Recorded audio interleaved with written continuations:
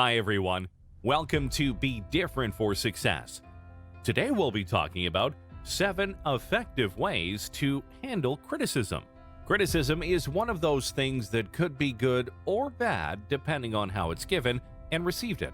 A good rule of thumb I use is that if the person giving the criticism isn't giving you a suggestion or a solution, then it's not a constructive criticism therefore, and I just politely disregard it. On the other hand, if it's constructive one I'm receiving, then I accept it with open arms, because at the end of the day, a successful person is always willing to learn and grow. Criticism is just the expression of disapproval of someone or something based on perceived faults or mistakes. There are several ways to handle criticism, whether it's constructive or not, along with whether it's in person or online. Below are 7 ways to handle criticism effectively and use it to your benefit. Number 1.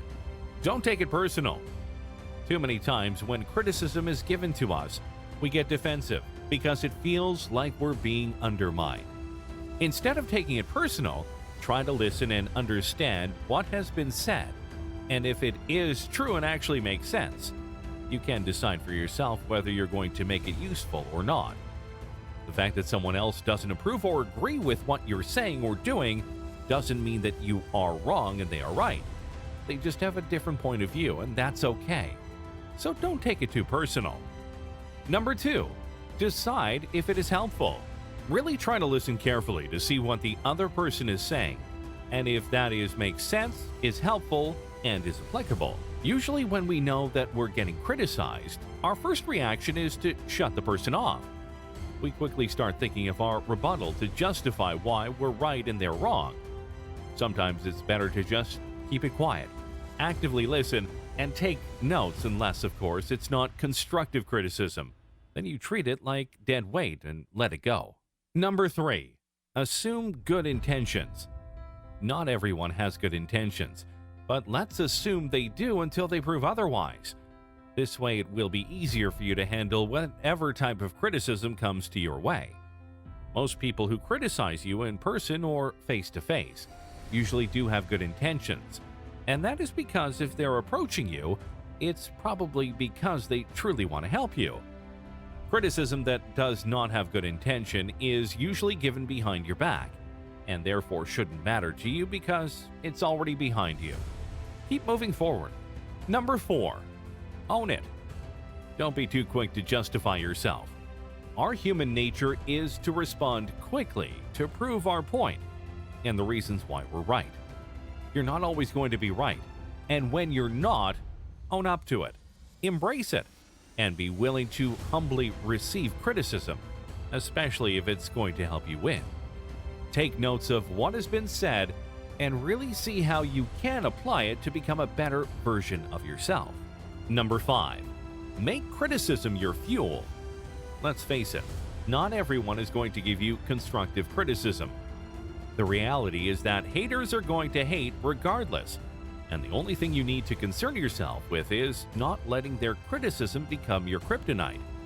Use it as fuel to better yourself and keep pushing the needle forward. Let it energize you to learn more, do more, become more, and increase your superpowers. Number 6, take it like a champ.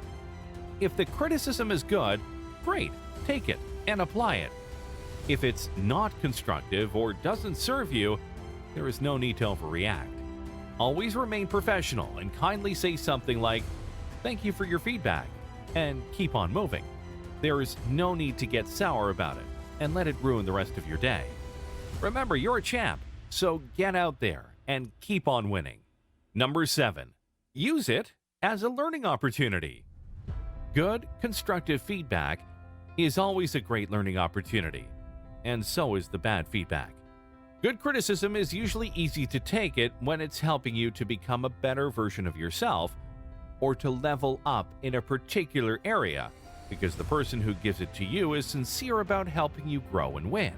You can still learn from negative feedbacks as well, because sometimes there may be some truth in what's being said, and that's what you can take away from it. Always walk away with the positive feedback and leave the negative stuff behind, because they won't benefit you in any way. Whether criticism is good or bad, online or face-to-face, is something that will never go away. You might as well get used to it, learn from it, and understand how to walk away with feedbacks you can use to benefit in your life and your business. Disregard all those useless criticisms you won't apply in your life. How do you handle criticism? Share your advice and thoughts with us below. Thanks for watching this video. I hope you liked it. Please click the thumbs up and write your personal tips in the comments below. Thank you for your support. And don't forget to subscribe to the channel if you want to hear more from us.